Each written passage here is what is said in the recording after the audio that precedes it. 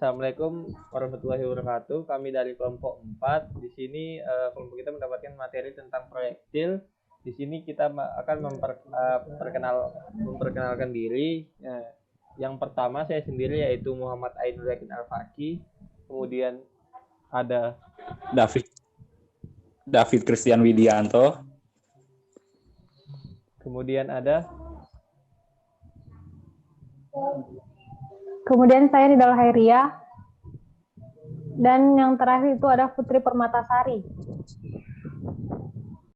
tugas pendahuluan. Jika kita memperhatikan gambar di atasnya di modul, kita dapat menyimpulkan bahwa gerak parabola memiliki 3 titik koordinasi. Nah, pada titik A merupakan titik awal gerak benda.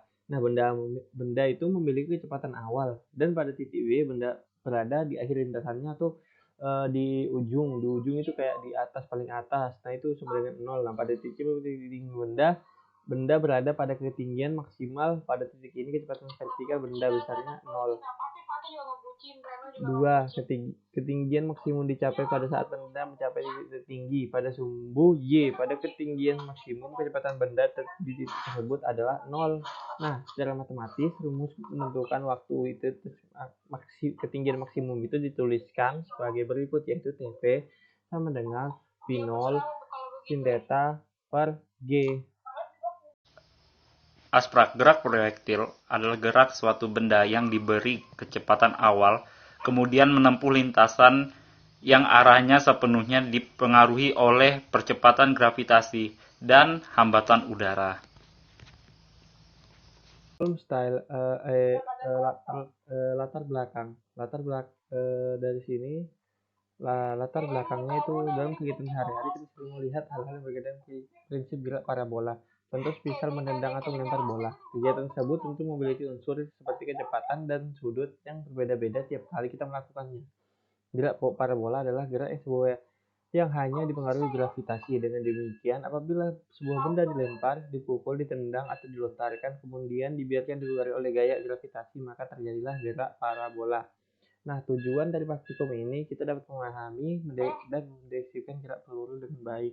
Yang kedua, memahami hubungan antara waktu peluru di udara dengan kecepatan. Yang ketiga, memahami hubungan antara kondisi awal dengan lintasan peluru. Nah, permasalahannya bagaimana mendeskripsikan gerak peluru dengan baik. Yang kedua, bagaimana hubungan antara waktu peluru di udara dengan kecepatan awal. Yang ketiga, bagaimana hubungan antara kondisi awal dengan lintasan peluru. Dasar teori. Gerak proyektil adalah suatu bentuk gerak yang dialami oleh suatu benda atau partikel yang diproyeksikan di dekat permukaan bumi dan bergerak di sepanjang jalur melengkung di bawah aksi gravitasi saja. Khususnya efek hambatan udara diasumsikan dapat diabaikan, dikutip dari Galileo Galilei dari buku To New Science Leiden tahun 1638. Selanjutnya, saya akan menjelaskan tentang metode percobaan. Di metode percobaan kali ini, tahap yang pertama, kita akan mengklik linknya. Lalu kita akan memilih di projectile motion, akan memilih lab, atur sudut awal hingga 35 derajat. Lalu tentukan massa bola, diameter, dan percepatan gravitasinya. Atur kecepatan awal mulai dari 5 sampai 30 meter per sekon. Lalu kita akan menembakkan meriam. Setelah itu diukur time dan range-nya. Hasil time dan range-nya catat pada tabel. Ulangi percobaan tersebut, tetapi menggunakan sudut awalnya 75 derajat. Dan kita akan mengulangi langkah yang sama pada langkah 4 sampai 8. Karena tahap yang pertama adalah mengklik linknya. Ketika kita mengklik link tersebut, maka akan muncul tampilan seperti ini. Lalu di projectile motion kita akan memilih lab. Lalu kita akan mengatur sudut awal yang sudah ditentukan, yaitu 35 derajat. Dan massa bolanya kita akan mengatur sebesar 5 kg.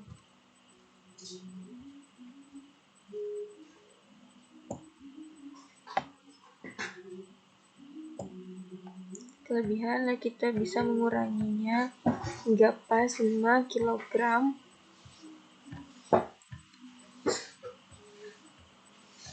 Selanjutnya kita akan mengubah diameter bola dengan 0,2 meter. dan percepatan gravitasinya yaitu 9,81 meter per sekon kuadrat. Lalu kita akan mengatur kecepatan awalnya atau VI dengan 5 meter per sekon. Lalu kita akan menembakkan meriamnya. Nah, ketika sudah, kita akan mengukur menggunakan yang ini, mengukur time-nya sebesar 0,29 sekon dan range-nya sebesar 2,39 meter. Lalu kita ulangi, lalu kita gunakan kecepatan awalnya 10 meter per sekon, lalu kita akan menembakkan meriam, dan selanjutnya dengan tahap yang sama kita akan mengukur time-nya itu 0,58 sekon dan range-nya 9,58 meter. Kita akan mengubah sampai 30 meter per sekon. Ketika sudah selesai, ini ketika 15 meter per sekon, dan begini bentuknya ketika 20 meter per sekon, dan kita bisa mengecilkan dengan mengklik yang ini.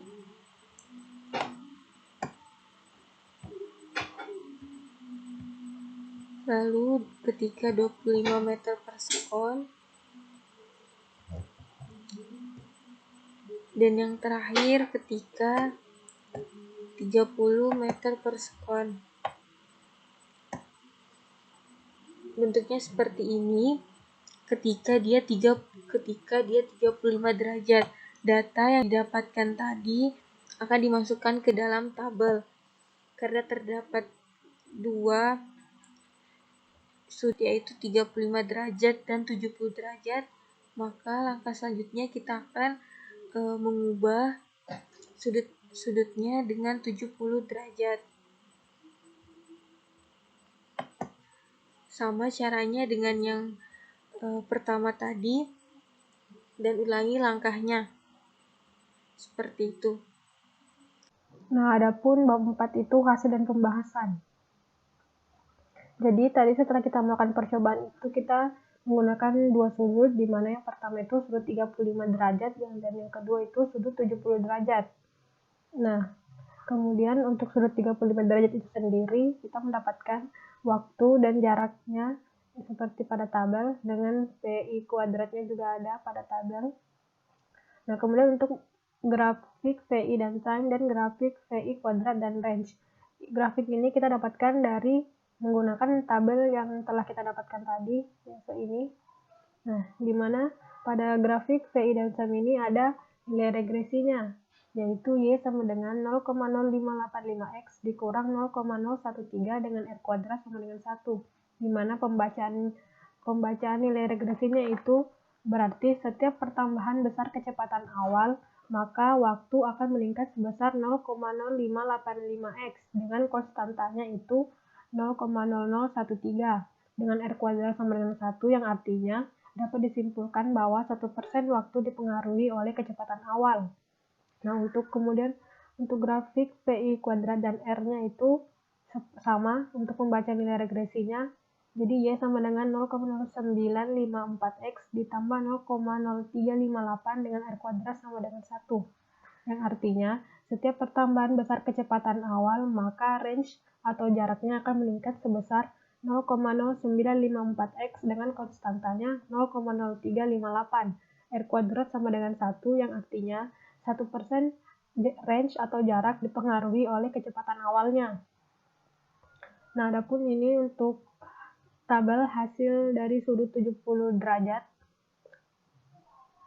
Kemudian untuk grafik dan times dan grafik VI kuadrat dan range-nya ini sama untuk pembacaan nilai regresinya seperti tadi yang pada sudut 35 derajat.